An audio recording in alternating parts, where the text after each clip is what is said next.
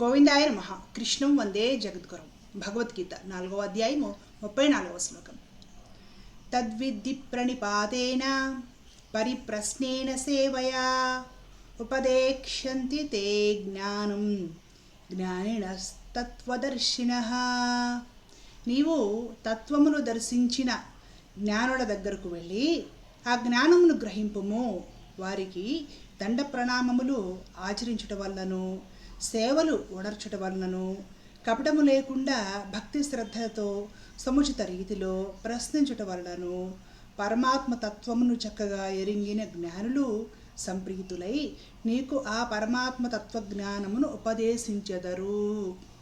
ఇదండి భగవద్గీతలోని ఎన్నో ముఖ్యమైన శ్లోకాలలో ఇది కూడా అత్యంత ముఖ్యమైన శ్లోకము. చాలా జాగ్రత్తగా గ్రహించాలి. గ్రహించకపోతే కలి ప్రభావంలో గట్టిగా పడిపోతారు. కాబట్టి ఈ శ్లోకానికి సారాంశము లేదా పరమార్థం ఏమిటనేది గ్రహించే ప్రయత్నం చేద్దాం. ఇంతకుముందు శ్లోకాలలో మనం ఏం నేర్చుకున్నామంటే పరమాత్మ తనను పొందడానికి రకరకాల దారులు చూపించారు. అవునా కాదా?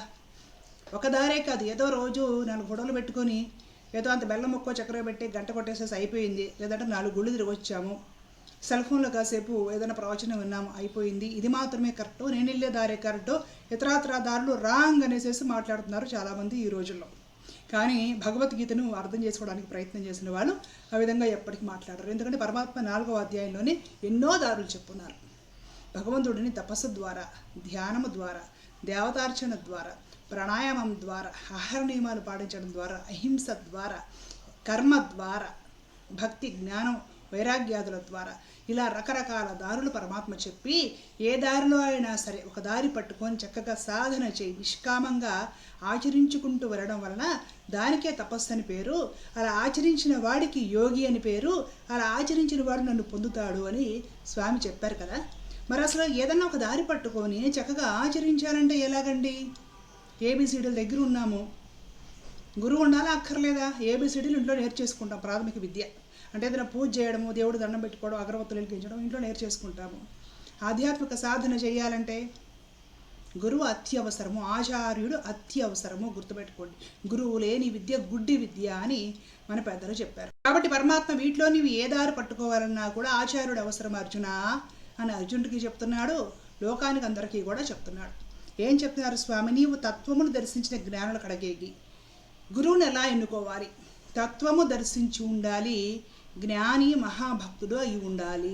ఎవరు పడితే వాళ్ళు ఏదో సెంటర్స్ పెట్టారని, ఏదో ఇప్పటికిప్పుడు సొంత పీఠాలు పెట్టేసుకున్నారని బాబాజీలు, స్వామీజీలు, సాధ్వీజీలు రకరకాలు వచ్చేస్తున్నారు భక్తి అనే మార్కెట్లోకి.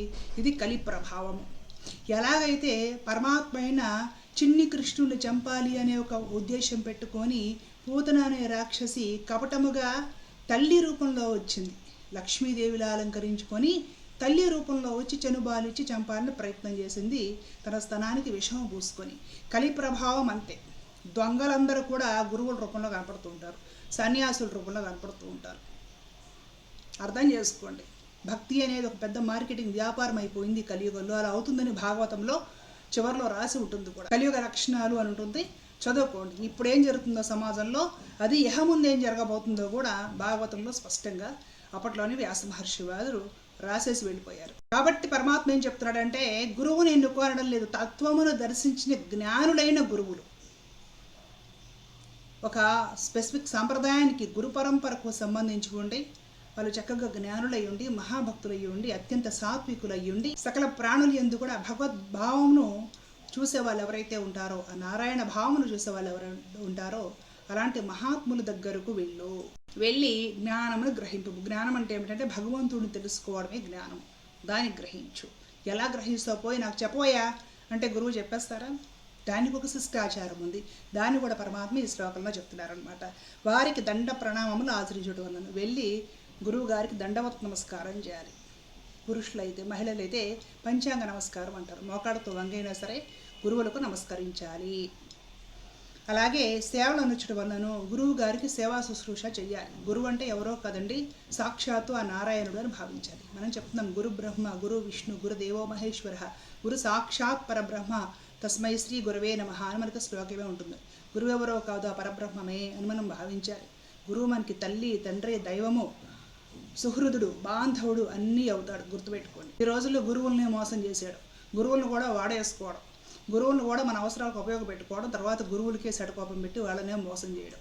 కాబట్టి ఆ గురువుకు సేవలో నచ్చడం వలనను వీరంతా సేవ చేయాలి. సేవ అంటే గురువు గారి కాళ్ళు పట్టుకొని వత్తడము, గురువు గారి వస్తువులు ఏమైనా ఉంటే లాక్కొని తెచ్చుకొని అయినా ఇంట్లో బీరువాలో పెట్టుకుంటాను, పూజగదిలో పెట్టుకుంటేనే కలిసి వస్తుంది, కోటీశ్వరులు అయిపోతామని పిచ్చి ఇవి కాదండి. దగ్గరగా ఉండి సేవ చేయలేకపోయినా ఏ విధంగా కుదిరితే ఆ రకంగా ధనం బాగా ఉంటే గురువు గారు చేసే మంచి కార్యక్రమాలకు ఆర్థిక సహాయం చేయవచ్చు. లేకపోతే ఎప్పుడైనా వెళ్ళి ఆ గురువు గారు ఉండే ఆశ్రమంలోనో వారు ఉండే చోట ఎంతో కొంత సేవ శరీరంతో సేవ చేసి రావచ్చు. లేకపోతే గురువాణి, గురువు గారు ఏం చెప్తున్నారో దాన్ని 10 మందికి చక్కగా ప్రచారం చేయవచ్చు. ప్రచారం చేయడానికి ముందు మనం ఆచరించాలి. ఆచరించకుండా ప్రచారం చేస్తే అది ఫలితాన్ని ఇవ్వదు. మానసికంగా ఎప్పుడు కూడా గురువుకి, గురువు పాదాలకి, గురువు ఆజ్ఞకు కట్టుబడి ఉండాలి. త్రికరణ శుద్ధిగా కట్టుబడి ఉండాలి. దాన్ని కూడా గురువు సేవ చేయడం కిందకి వస్తుంది. ఈ విధంగా గురువు గారికి సేవా శుశ్రూషలు చేయడం వలన గురువుకు శిష్యుడి మీద నమ్మకం కలుగుతుంది. వీళ్ళకి చక్కగా బోధించవచ్చు, వింటారు. విని వదిలేసే రకం కాదు. ఎక్కడ విని ఎక్కడ నచ్చక కాసేపు ఇంకెక్కడికో వెళ్ళి అది నచ్చక ఇంకొక సాంప్రదాయంలోకి వెళ్ళి అది కొద్ది రోజులు చేసి అది నచ్చక ఇలాంటి వాళ్ళని చూస్తూ ఉంటాం.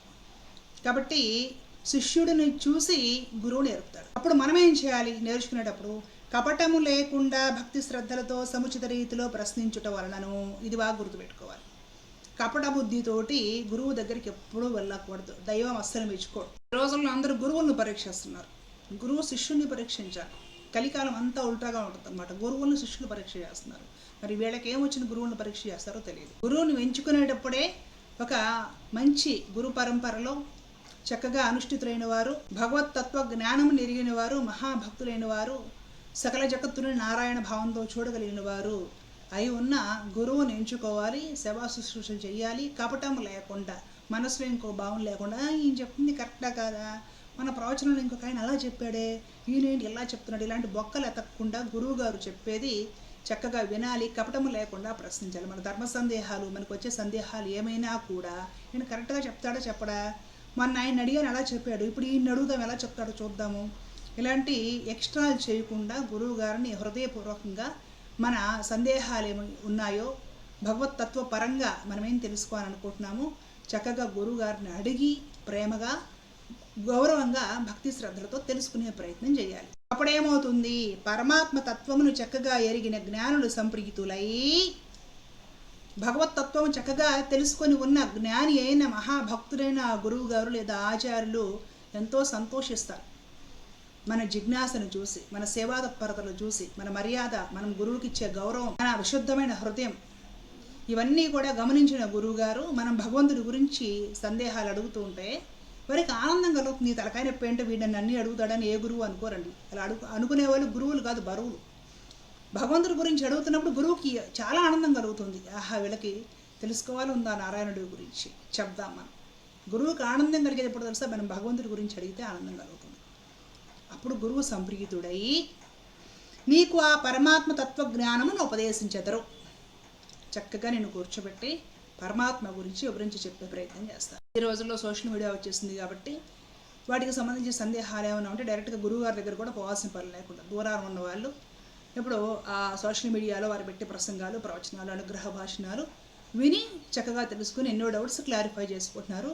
తద్వారా విదేశాలలో ఉండి కూడా ఆధ్యాత్మిక సాధన చేయగలుగుతున్నారు. సోషల్ మీడియా ఆ విధంగా వరమనే చెప్పుకోవాలి. ఇలాంటి మంచి విషయాలకి, మనం బాగుపడే విషయాలకి ఖచ్చితంగా సోషల్ మీడియాను వాడుకోవచ్చు. ఏదైనా సరే ఈ ప్రపంచంలో మంచికి వాడుకోవాలి, చెడు వైపుకి అసలు కన్నెత్తి కూడా చూడకూడదు. కాబట్టి గురువుని ఎలా ఆశ్రయించాలి?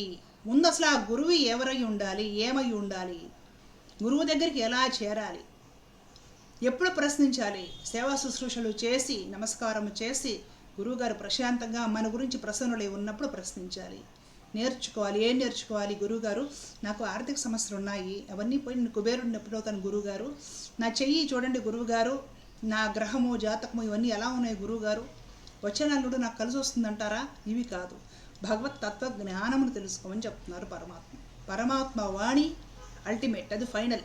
పరమాత్ముడు ఏం చెప్పాడు భగవద్గీతలో, తన తూచా తప్పకుండా ఆచరించిన మనిషే ప్రయోజకుడు అవుతాడు, గుర్తుపెట్టుకోండి. తద్విరుద్ధంగా ప్రవర్తించిన వాడు మానవ జన్మను నాశనం చేసుకుంటాడు, పాడైపోతాడు. అంతకు మించి ఇంకేం లేదు.